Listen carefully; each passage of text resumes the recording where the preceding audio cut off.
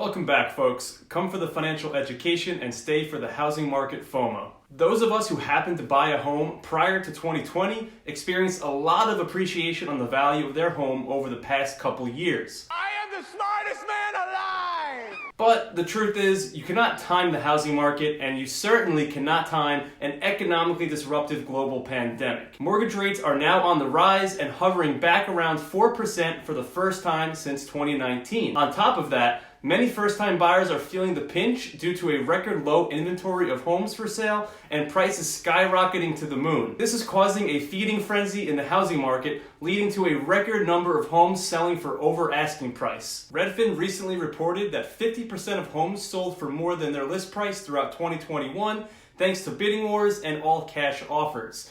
In order to have a winning bid on a house today, you need to be very aggressive with how quickly you make an offer and with how strong your offer is.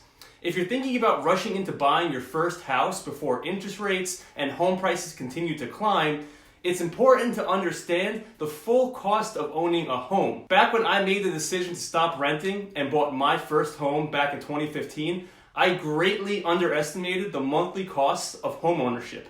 I simply compared how much I was paying in rent each month to the monthly payment of my mortgage, and was shocked to think that it would cost me less to own my own home and start building my own equity instead of building home equity for my landlord. I remember thinking to myself at the time, I can't believe I'm flushing this rent money down the toilet. What an idiot! The truth is, renting can a lot of times be a more cost-effective way of putting a roof over your head. And that's because there's several additional expenses that come with home ownership that renters don't typically worry about. The examples I'm going to run through in this video are the averages that most commonly apply to your everyday household in America. If you live in a smaller house in a low-cost location and don't have any kids, you can expect your expenses to be lower than the average.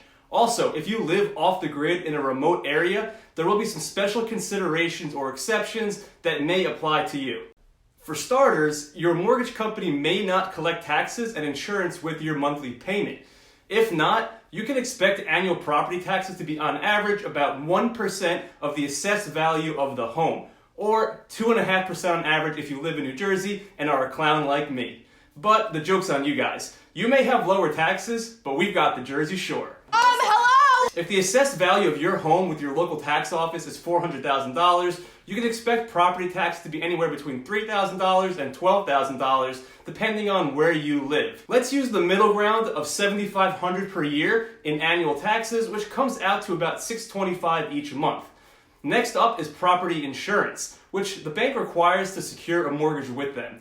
If you pay cash for a home, you can actually choose not to insure your property, although I would advise against that unless you're Tommy Lee and money is no object. Insurance costs have also been on the rise lately, with the average annual cost of $1,680 to insure your home or $140 per month.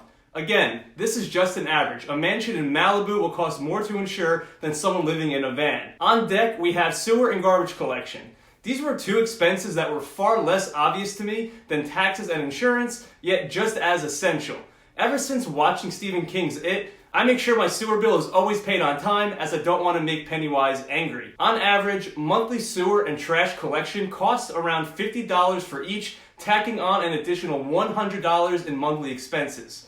Let's talk now about utilities. As a renter, it's pretty common to be on the hook for your own electric and gas usage, as well as internet and TV. But you may or may not pay for your own water usage. Water companies use a water meter to monitor how much water you use, and on average, you can expect to pay about $70 each month. I won't add these next costs to the running tally, but give consideration to snow removal, pest control, and lawn care.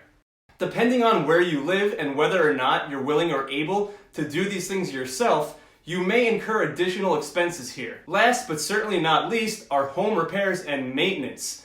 This is a trickier one since it's not a fixed monthly cost. A homeowner can go years without anything breaking or can have a rough month where anything that can go wrong will. Our pets' heads are falling off! Appliances, roofs, hot water heaters, air conditioners, these are all things that don't last forever. With people spending more and more time indoors at home during the pandemic, emergency home repair costs have increased exponentially due to the added stress this has put on homes. Spending on emergency home repairs in 2021 averaged $2,200 or $186 each month.